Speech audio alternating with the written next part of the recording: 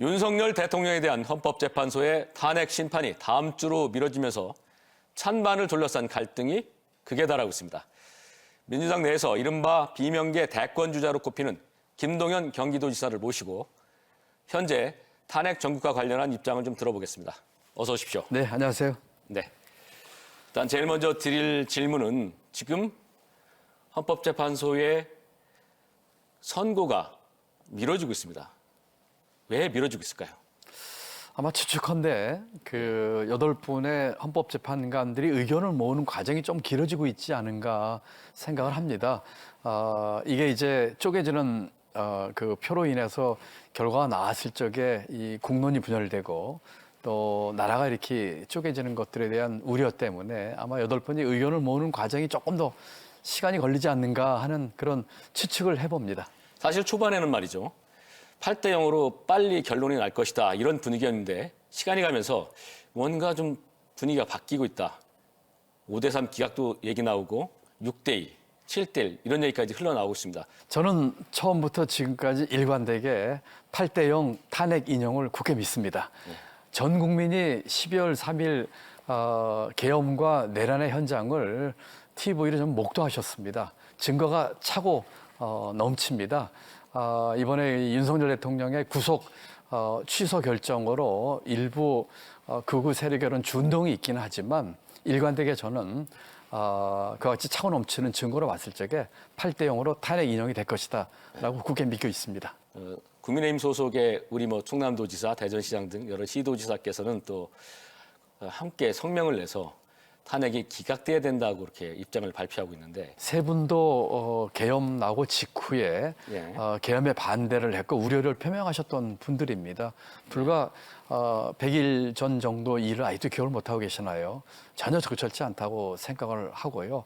만약에 이런 식으로 간다면 도대체 대한민국의 정의는 어디에 있는 거며 우리 국민들이 어떻게 법치주의를 논할 수 있겠습니까?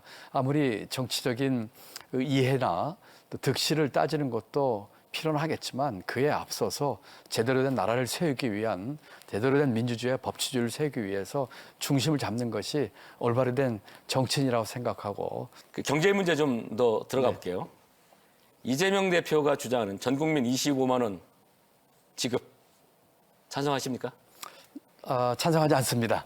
저는 늘 이 민생 회복 지원금을 주는 거는 필요하지만 전 국민에게 나눠주는 것은 아니다라고 생각하고 있습니다. 더 어렵고 힘든 계층에 두텁고 촘촘하게 지원하는 것이 맞다고 생각합니다. 왜냐하면 그렇게 함으로써 이 소비 진작 효과가 훨씬 크고요.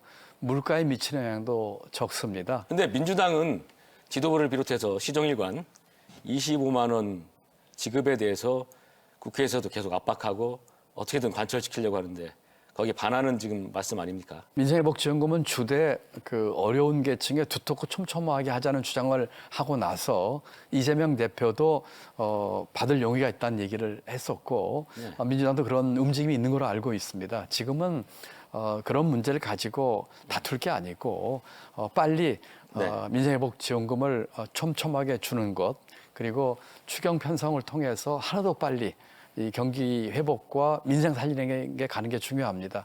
시간이 가면 돈이 더 들 겁니다.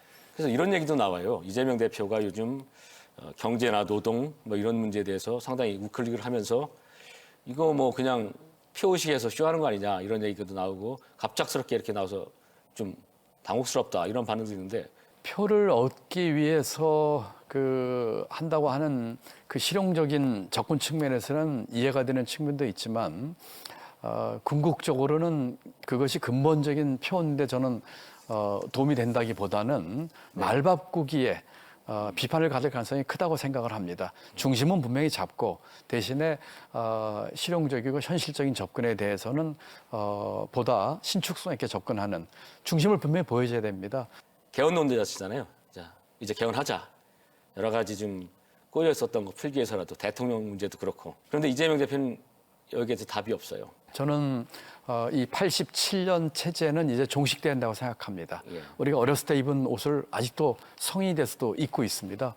그 당시 국민소득 3,300불이었었고 지금 36,000불입니다. 예, 예. 11배나 늘어났거든요. 그리고 87 체제에 이제 공도 있지만 승자 독식 구조라든지 이 강고한 양당 구조로 인한 여러 가지 정치적 불확실성 또는 적대적 공생관계로 빚어지는 문제가 너무 큽니다. 그리고 그 폐해단의 절정이 이번 윤석열 대통령의 불법 계엄으로 나타났습니다. 그렇기 때문에 제7공화국의 문을 열어야 된다. 그리고 그걸 위해서는 개헌을 해야 되겠다. 이재명 대표가 약속을 지키지 않고 지금 이렇게 계속해서 개헌을 수용하지 않고 대선으로 바로 가려고 한다면 어떻게 하실 겁니까?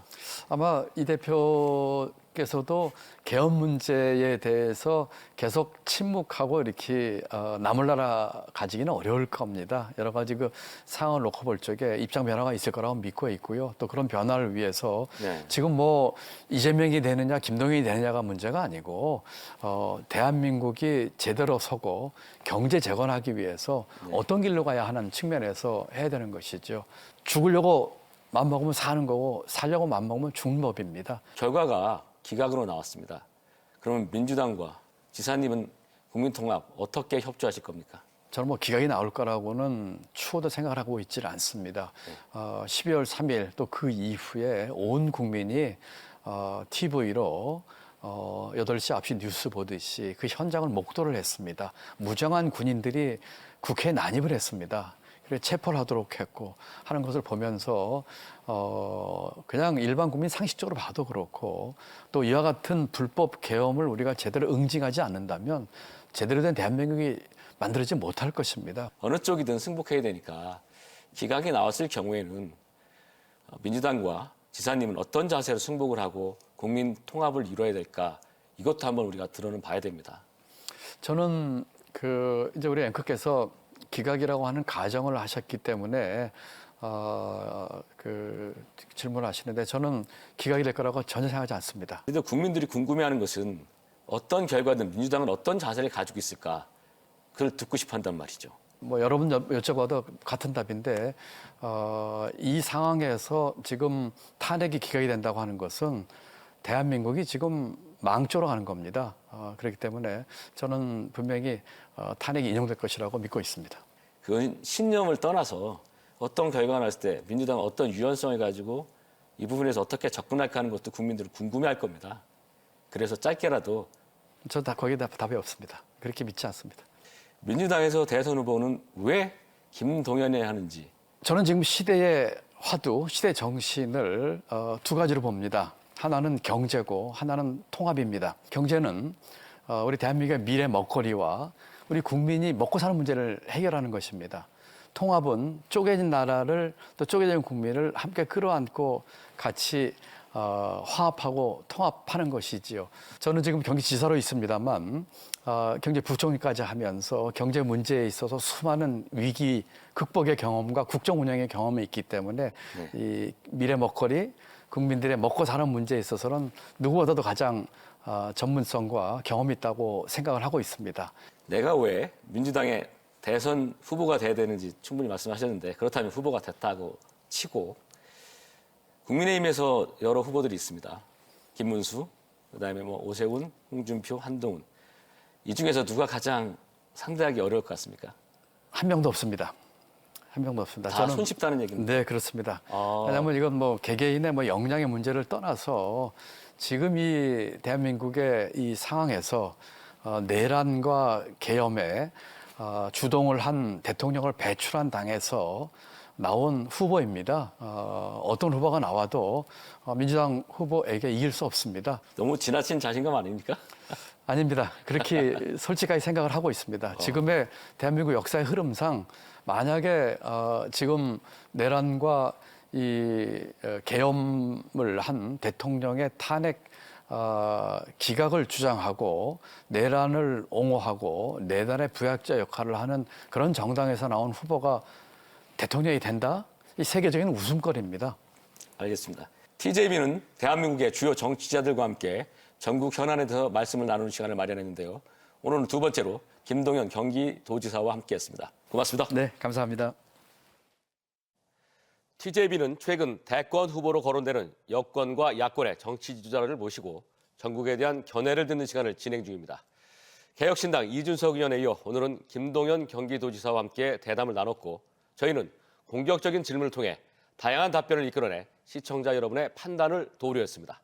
다음 주에도 유승민 전 의원 등 거물급 정치인과 대담을 이어나가겠습니다. 뉴스를 통해 보내드린 대담은 시간적 제약으로 편집을 한 축약본이고 확장된 버전과 함께 주제별로는 쇼트로 제작해 유튜브로 송출되는데요. 유튜브에서 TJB 뉴스를 검색해 시청하시면 됩니다. 이상으로 뉴스를 마치겠습니다. 함께해 주신 여러분 고맙습니다.